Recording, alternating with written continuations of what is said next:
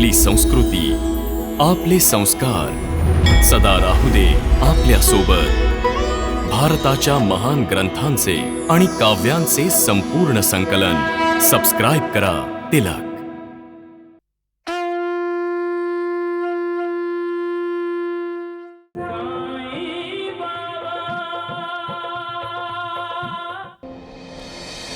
उत्तर दे निर्मला, उत्तर दे. तू असं काय केलेस की ज्यामुळे दादा केवळ एक घर नाही तर शहर सोडून गेले?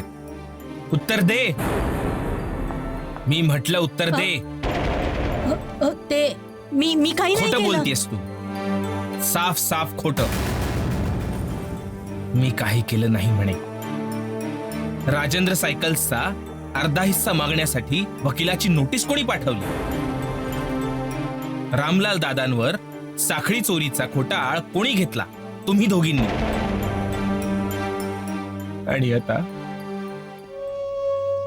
आणि आता माझ्या भगवंतालाच मंदिराबाहेर काढलं.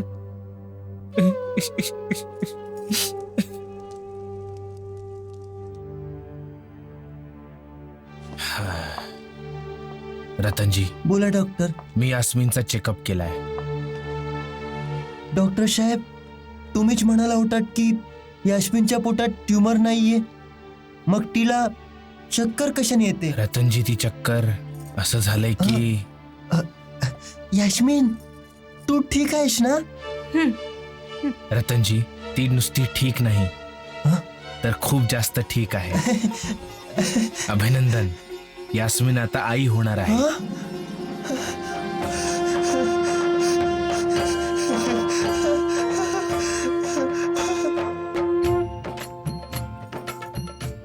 आपण ज्या क्षणाची वाट पाहत होतो तो क्षण आलाय रतनजी. मी बाबा होणार आणि तू आई. आपल्या घरात बेबी खेळणार, धावणार, रडणार हसणार. आणि त्याच्या बरोबर आपणही हसू. ही सगळी साईबाबांची कृपा आहे रतनजी. हा साईबाबांच्या अंगाराचा चमत्कार आहे. आम्ही तुमचे ऋणी आहोत साईबाबा. तुमची आमच्यावर अशीच कृपा सदैव राहू दे साईबाबा. दादा, दादा, दादा, दादा, दादा. आई, आपण किती वेळ इथेच बसणार आहोत? मला भूक लागलीये. थोडा वेळ धीर धर बाळा. दुसऱ्या शहरात जाऊ, तिथे खाऊ. केव्हापासून हेच म्हणतेस? कधी जेवणार आहोत? खायला दे, खायला दे. कुठून आणू खायला? नाहीये खायला काही. एक दिवस भुकेला नाही राहू शकत. नाही राहू शकत, मला खायला पाहिजेत. अरे का जीव खातोस माझा? गप्प बस. आता जास्त आवाज केलास ना तर. का ओरडतेस मुलावर? मुलं तर देवाचं रूप असतात. बोलण्यात आणि वागण्यात बरंच अंतर असतं. मुलं जर देवाचं रूप असती ना तर माझा मुलगा असा भुकेला तडफडला नसता. भगवंत पण भक्तीसाठी तडफडतो मुली. भक्ती करायला काय लागतंय? तुम्ही करा ना. आम्हाला का त्रास देताय? मी फकीर आहे. दुसऱ्यांचा त्रास स्वतःवर घेतो. दुसऱ्यांना त्रास कधीच नाही देत. मला हे सगळं ऐकवू नका. तुमच्यासारख्या फकीर बाबांनी माझ्या पतीची मती भ्रष्ट करून टाकलीये, म्हणूनच आम्ही कंगाल झालोय. साधू संत फकीरांच्या आशीर्वादाने लोक मालामाल होतात, कंगाल नाही. मला भूक लागलीये, खायला दे. मी काय करू? मला खा आता. बाळा, खाणार का? घे बाळा, खा आणि आपली भूक भागव, जेणेकरून तुझ्या आईलाही बरं वाटेल.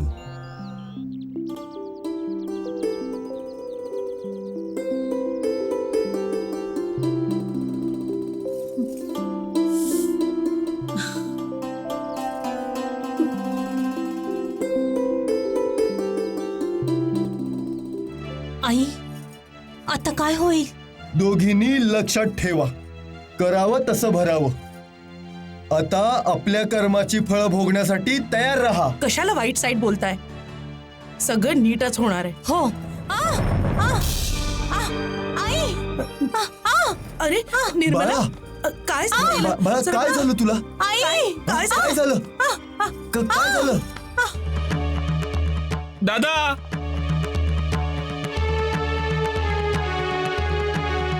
वहिनी,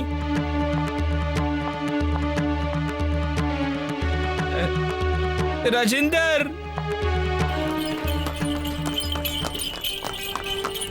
अरे बेटा, चल लवकर आटप, टांगा आलाय. चला हो.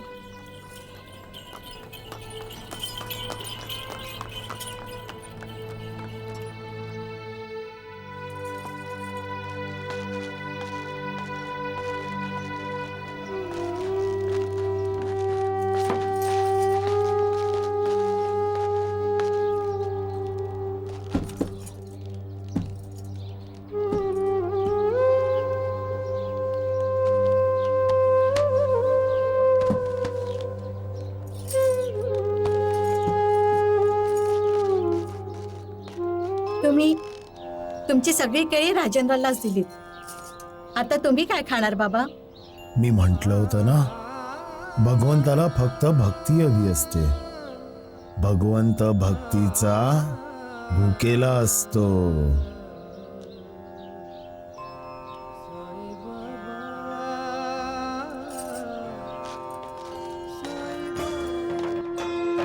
साई कथा अनंत है, साई नाम अनमोल, जन्म सफल हो जाएगा, साई साई बोल. सबका मालिक एक. दादा,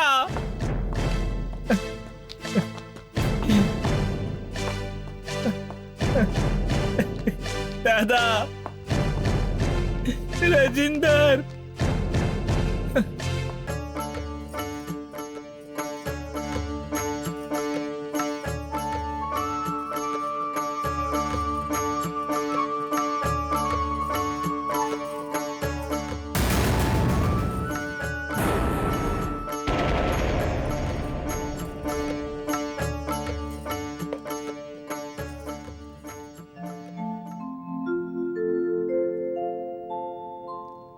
असं का बघताय तुम्ही? तुझा वेडेपणा बघतोय आम्ही. आरती देवाची करतात बाळा. आणि तू? ते माझे देवच आहेत आई. ते माझे पती आहेत. त्यामुळे माझे परमेश्वर आहेत. आता तुम्ही लग्नाच्या तारखेची वाट पाहू नका. उलट व्याही आणि विहीणबाईंना भेटून मंजुळ्याचं लग्नच ठरवून टाका. मंजुळाचं लग्न लवकरात लवकर करून टाकू. अगं आई, मंजुळा ताईला तर तेच हवंय, हो ना? फार खोडकर आहेत. मी तुमच्या जाण्याचं बघते. लग्न हे एक पवित्र बंधन आहे आणि त्याबरोबरच ते एक सामाजिक बंधनही आहे. लग्न केवळ दोन माणसांनाच नाही, दोन मनांना, दोन कुटुंबांनाही जोडतं. जेव्हा अग्नीला साक्षी ठेवून फेरे घेताना पती पत्नी शपथ घेतात, सप्तपदी करतात, 7 जन्मासाठी एकमेकांना साथ करण्याचं वचन देतात. दोन मन जेव्हा जुळतात, मनांचं मिलन जेव्हा होतं, तेव्हा लग्न एक औपचारिकता राहते.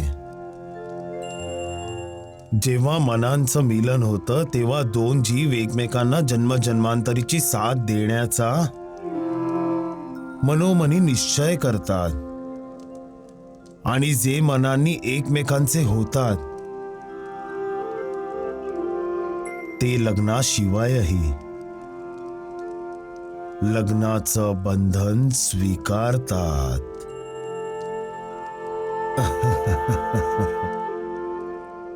सबका मालिक एक.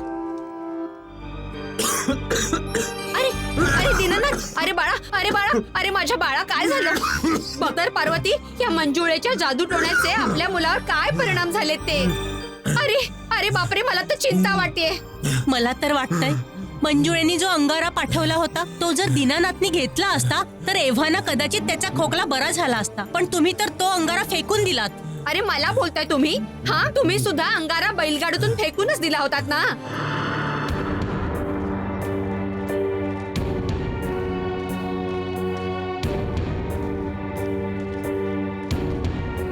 अकुबाई, हे तर मंजुळाचे वडीलही सोबत आलेले दिसतायत. हे रमाकांतजी यावेळेस कसे काय आले? ते सुद्धा जेव्हा वैद्यबुवा आपल्या दीनानाथला बघायला आले तेव्हाच.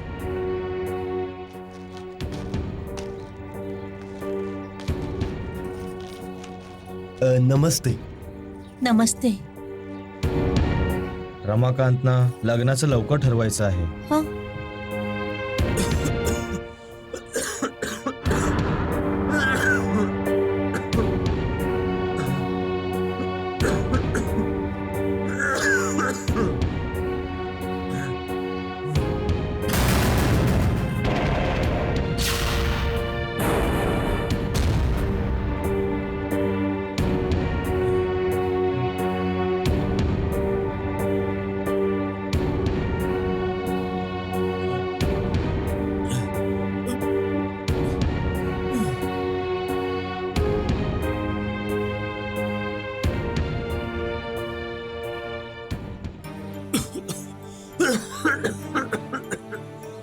गावाबाहेर डोंगरावर जो आश्रम आहे, दीनानाथला आधी पाठवून द्या तिथे.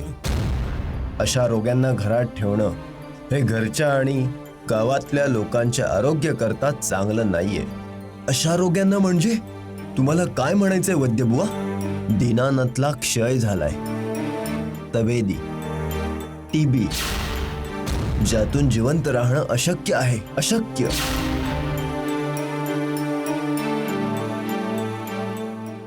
नाही बाबा, नाही आई, हे शक्य नाहीये. मी दुसऱ्या कोणाशी लग्न नाही करू शकत. दीनानाथांबरोबर माझा विवाह झालेला आहे. पण मुली, असं लग्न थोडी ना होतं कधी. लग्न म्हणजे लहान मुलांचा खेळ नाही मुली.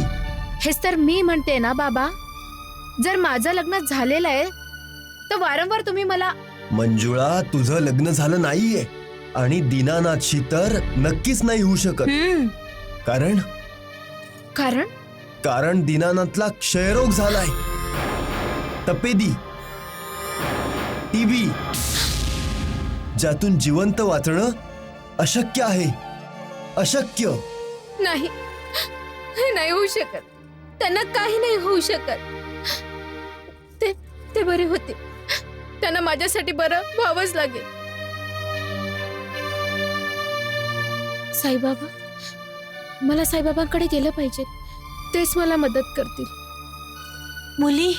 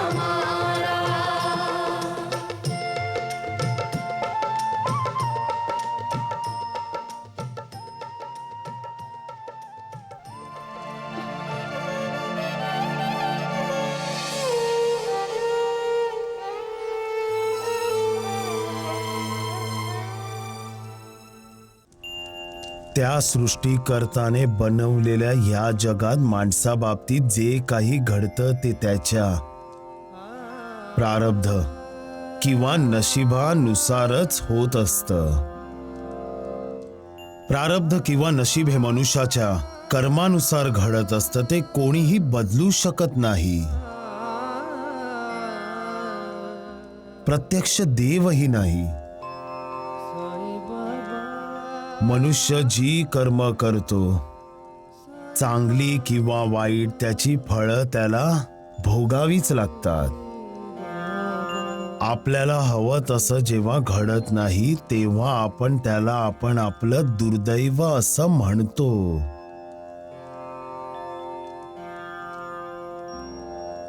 पण दुर्दैव जेव्हा हात धुवून मागे लागतं तेव्हा माणसाची संकटही वाढत जातात. त्याचं मन अशांत होऊन जातं. त्याची श्रद्धा आणि त्याचा विश्वास डळमळीत होऊ लागतो.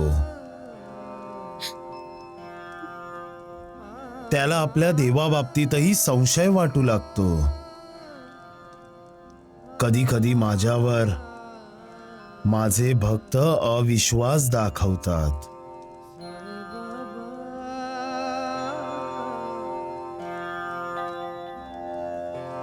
माझ्या एका भक्ताने आपल्या जवळच्या आप्तांना मी दिलेला अंगारा पाठवला, पण दुर्दैवाने त्या आप्तांनी माझ्यावर अविश्वास दाखवला आणि मी दिलेला अंगारा फेकून दिला.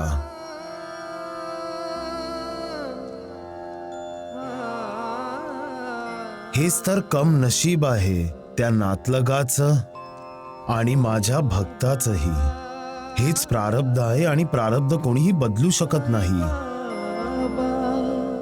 देवही त्या बाबतीत ढवळाढवळ करू शकत नाही. कारण दीनानाथला क्षयरोग झालाय, तपेदी, टीबी, ज्यातून जिवंत वाचणं अशक्य आहे. अशक्य.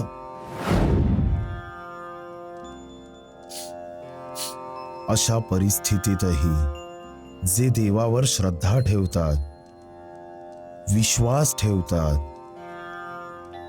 आणि जे अनन्य भावाने त्याला शरण जातात, त्यांना दुर्दैवाच्या फेऱ्यातून बाहेर पडायचा मार्गही मिळतोच. मला तुमचा इशारा कळलाय साईबाबा. तुमच्यावरची माझी श्रद्धा आणि विश्वास कधीच डगमगणार नाही. तुम्हीच माझे दैवत आहात. तुम्हीच माझे तारणहार आहात. तुम्हीच मला दुर्दैवाच्या फेऱ्यातून बाहेर पडायचा मार्ग दाखवाल. तुम्ही मला सुखी व्हायचा आशीर्वाद दिलाय आणि मी तुम्हाला शरण आले. मला तुमचा आशीर्वाद खरा करून दाखवण्याची ताकद द्या साईबाबा.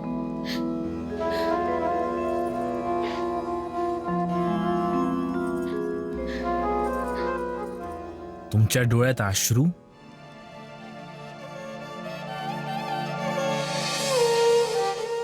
आज माझ्या भक्तानी मला रडवलं म्हाळसापती. आज माझ्या भक्ताने श्रद्धा, भक्ती आणि विश्वासाच्या बळावर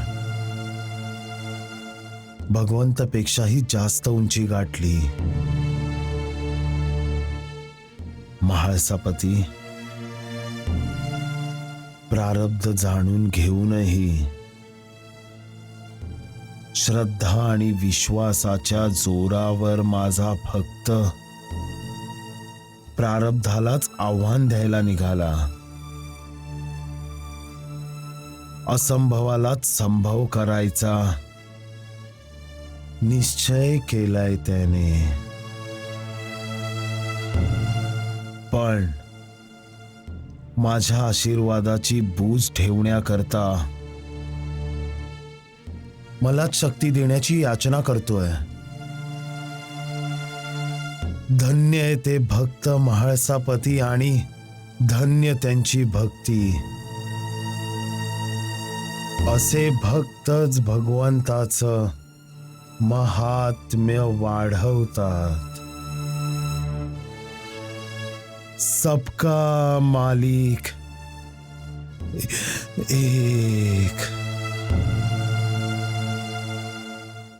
अरे राम राम राम, हे औषध तयार करता करता घामाघूम झालो आहे मी. कोणत्या मूर्खांना लोकांच्या पदरी ठेवलाय? अरे धोंडू दगडू कुठे मेला? अरे राम राम राम, अरे मूर्खांनो कुठे हुंदडत होतात? हा, अरे मी तुम्हा दोघांना हे औषध कुठून ठेवायला सांगितलं होतं ना? हो हो, आता तर औषधच कुटावी लागतील. दवाच नाही तर दुवा पण मागावे लागतील. वा, हो ना, तो बघा बाहेर पोलीसवाला आलाय. राम हो, राम, पोलीस? असं वाटतंय पोलीस तुम्हाला शोधायला आलेत. अरे मूर्ख कुठला, जे तोंडाला येईल ते बोलत जातो. अरे ह्या वैद्य कुलकर्णीला पकडायला आलाय मला मला हा? आणि तू काही बोलतोयस रे? मूर्ख कुठला, धोपटून काढीन तुम्हा दोघांना. धोपटून.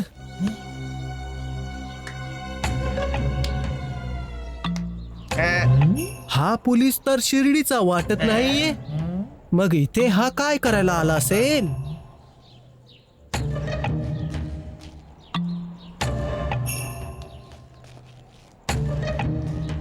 अरे द्वारकानाथजी, हे राम राम. द्वारकानाथांबरोबर हवलदार? अरे देवा, अरे अरे मूर्ख कुठला, अरे मला पाडाल. अरे मूर्खांनो, तुम्ही दोघे माझ्या मागे का लपलात? अरे तुम्ही दोघांनी कुठला गुन्हा केलाय का? नाही. कुणाचा खून केलाय का? नाही. कुठे दरोडा टाकलाय का? मग तुम्ही दोघे माझ्या मागे गुन्हेगाराप्रमाणे का लपलायत? वैद्यबुवा, ते बघा, हवालदाराने द्वारकानाथांचा हात पकडून ठेवलाय. आता ते तुम्हालाही पकडतील. तुमच्या हातात हातकड्या आणि पायात बेड्या असतील तर कसं वाटेल तुम्हाला? कारण आम्ही तुम्हाला प्रत्येक गोष्टीत साथ दिली आहे. आता हे पोलीस तुम्हालाही पकडणार. नालायकांनो, नालायकांनो.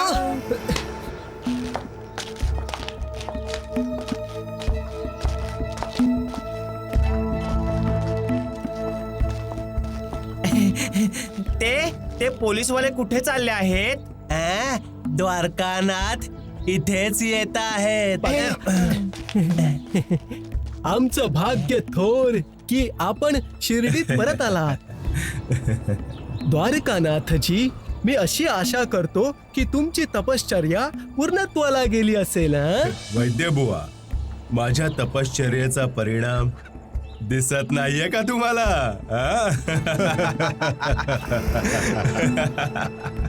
हे पोलीसवाले साई बाबाला पकडायला आले आहेत. राम राम राम. आता बघतोच या शिर्डीमध्ये त्या ढोंगी साई बाबाचं नामोनिशाण कसं उरतं ते. मग वैद्य बुवा बोला, भगवंत द्वारकानाथांचा जय. जय. या भगवंत द्वारकानाथजी, या. हवेला कधी धरता येतं का? सुगंधाला कधी मुठीत बंद करून ठेवू शकतो का? आपल्याला कधी कोणी बंदी बनवू शकतं का? नाही. मग त्या स्वामींना कोणी पकडून ठेवू शकतं का? हवा, सुगंध, अग्नी हे सर्व आपल्याला त्या ईश्वराची साक्षात्कार घडवून जणू सांगतात की हे चराचर विश्व त्या भगवंताने व्यापलेले आहे. त्या भगवंताने आपल्याला निर्माण केलंय आणि आपण त्या भगवंतालाच बंदी बनवण्याचं स्वप्न पाहिलं तर यापेक्षा आणखी मूर्खपणा काय असू शकतो? त्या भगवंतासमोर नेहमी डोकं टेकवलं पाहिजे. त्या भगवंताच्या नजरेला नजर देणे म्हणजे जणू त्याला आव्हान देण्यासारखंच आहे. असं दुस्साहस कधीही करू नका. भगवंताला वंदन केलं पाहिजे. त्याला जखडून ठेवण्याची स्वप्न पाहणं थांबवलं पाहिजे.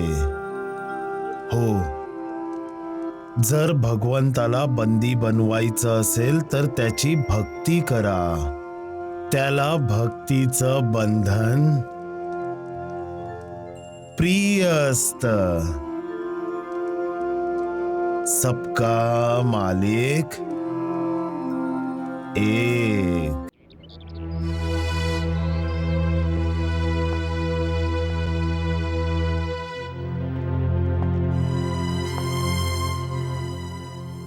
काय झालं निर्मलाला? झालं नाही, होणार आहे. निर्मला आई होणार आहे. अभिनंदन. अभिनंदन तुझं मुली.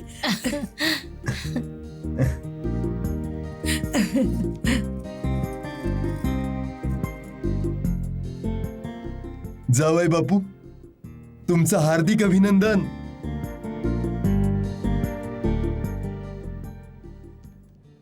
काय झालं? बाळाच्या आगमनाने तुम्हाला आनंद नाही झाला का? आनंद झाला ना, खूप आनंद झाला निर्मला. पण काय?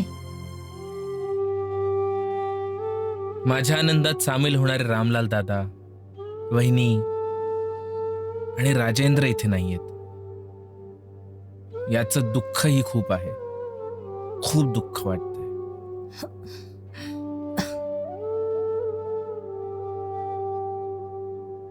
निर्मला, आपलं होणारं बाळ खूप कमनशिबी आहे. खूपच कमनशिबी. कारण दादा आणि वहिनींच्या आशीर्वादापासून वंचित राहील.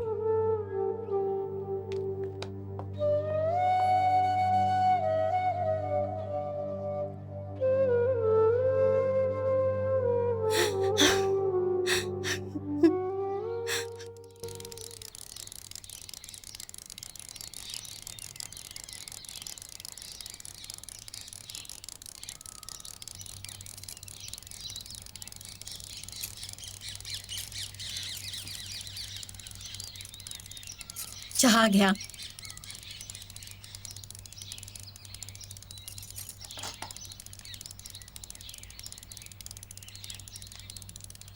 काय झाले? श्याम सुंदरचा विचार करतोय. काय माहित कसा असेल तो. कसा असेल काय? राजेंद्र सायकलचा मालक आहे ना तो. मजेतच असणार. त्याला तर आपण कुठे नि कसे आहोत याचा विचार करायला सुद्धा वेळ मिळाला नसेल. कदाचित आपण आहोत का नाही. असं कसं बोलतेस तू मनीषा? माझा श्याम सुंदर असा नाही आहे. अजूनही एवढा भरोसा आहे त्याच्यावर? मग बोलवा त्याला आणि हा किडूक मिडूक धंदा सुद्धा त्याच्या नावावर करा. आपण इथून दुसरीकडे कुठेतरी जाऊ. मी आपल्या मुलाला 2 वेळचा पोटभर जेवू पण घालू शकत नाही. शाळेची फी सुद्धा भरू शकत नाही. त्यामुळे तो दिवसभर इकडे तिकडे फिरत आपला वेळ घालवत असतो. आणि तुम्हाला श्याम सुंदरची आठवण येते.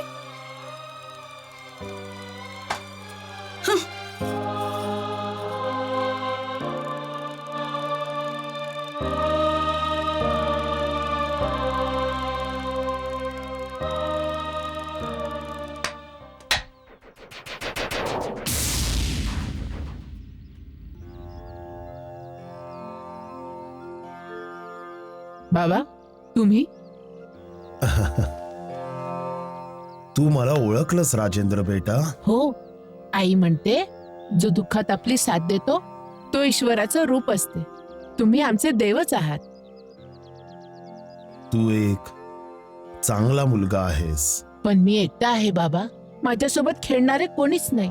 आपण खेळाल माझ्यासोबत? बेटा, तुला खेळायला जास्त आवडेल का आपल्या वडिलांना मदत करायला आवडेल? पण बाबा, मी त्यांची मदत कशी करू शकतो? मला सायकल दुरुस्त करायला येतच नाही. बिघडलेल्या सायकल्स तरी वडिलांकडे घेऊन जाऊ शकतोस ना दुरुस्त करण्यासाठी. पण बिघडलेल्या सायकल कुठे आहेत? त्या बघ. असं होऊच शकतं ना की ह्यातल्या कुणाची तरी सायकल बिघडेल. बिलकुल. बाबा बाबा बाबा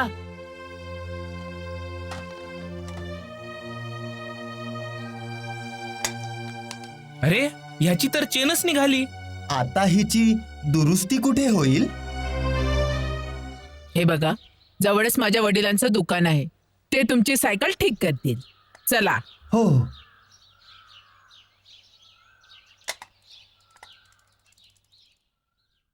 जसे भक्त माझं स्मरण करतात तसंच मलाही त्यांचं स्मरण होतच. जे माझे होतात मीही त्यांचा होऊन जातो. मी माझ्या भक्तांची काळजी माझ्या शिरावर घेतो. जे अनन्य भावाने मला शरण येतात, श्रद्धेने माझी पूजा करतात आणि नेहमी माझंच ध्यान करतात, त्यांचा मी उद्धार करतो. सबका मालिक एक.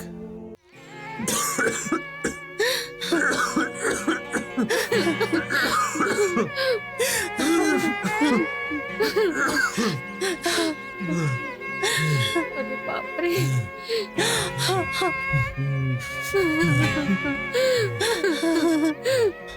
नाही आई, माझ्याजवळ येऊ नकोस. माझा संसर्ग टीव्ही तुलाही होईल आई. नाही बाळा, मांजरीचे दात तिच्या पिल्लाला कधीच लागत नाही. इथे तर तू माझा मुलगा आहेस. दात मांजरीला लागतात आई, आणि मला नाही वाटत की हा जीव घेणं आजार तुला व्हावा.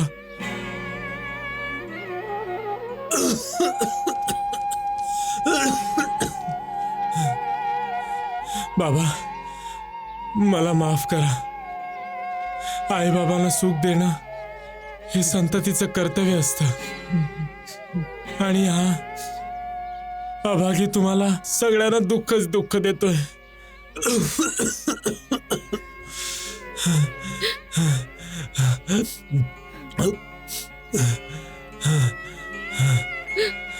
आई, बाबा. बाळा, तू असं बोलू नकोस बाळा. नाही आई, आता बोलणार नाही. एवढा वेळच कुठे आहे माझ्याकडे. नाही. अरे बाळा, तू तू काळीच पिळवटून टाकेल असं का बोलतोस रे? सत्यापासून तोंड लपून काय उपयोग बाबा? तुम्ही आणि सगळे जाणतात की माझ्या आयुष्याचे खूप कमी दिवस शिल्लक राहिलेत.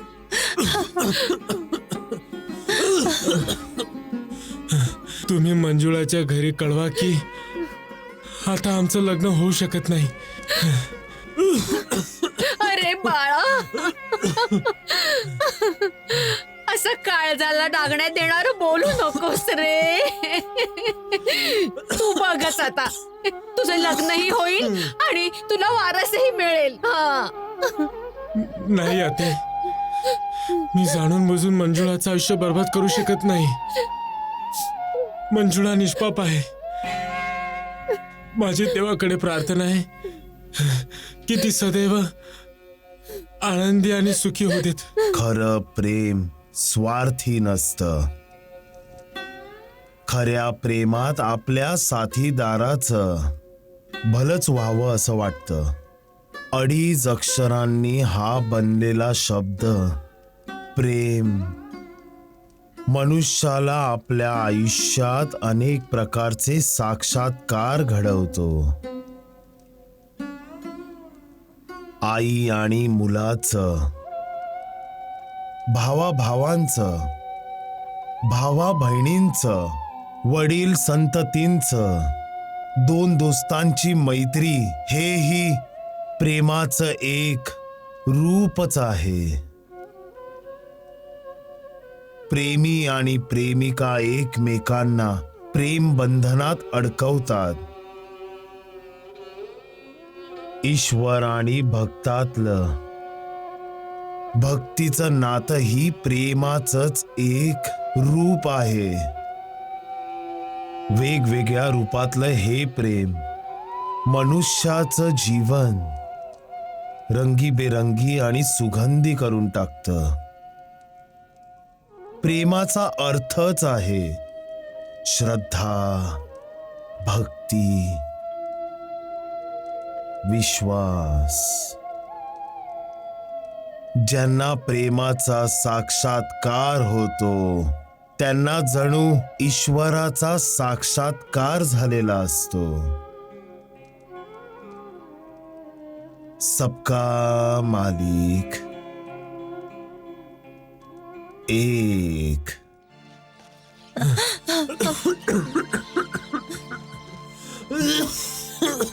पार्वती, हे बघ, रडू नकोस.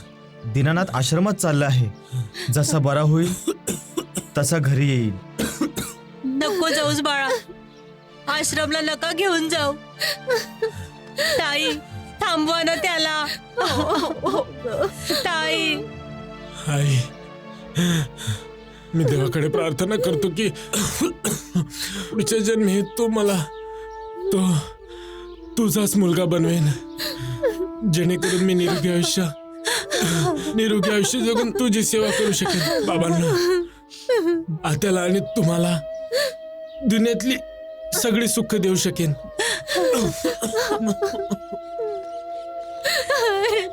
ताई, थांबवा ना त्याला. ताई, थांब ना बाळा.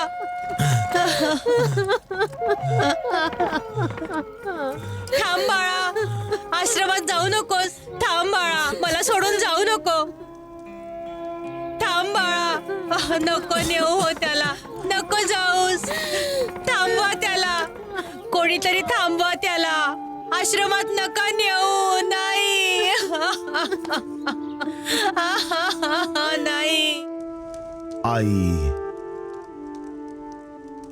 आई ही भगवंताने बनवलेली सर्वश्रेष्ठ कलाकृती आहे. आई स्वयं ईश्वरी अवतार आहे. आई हे भगवंताने मनुष्याला दिलेलं वरदान आहे. आई जेव्हा आनंदी असते तेव्हा जणू भगवंत आनंदात असतो, आणि जेव्हा आई दुःखी होते तेव्हा भगवंतच दुःखी होतो. आईचा एक अश्रूही भगवंताने बनवलेल्या या दुनियेत प्रलय आणू शकतो. आईच्या ओठांवरचं हलकं हसूही त्या भगवंताच्या दुनियेतलं जणू वसंतोत्सवाचं प्रतीक आहे. ईश्वराचा साक्षात्कार आहे. आई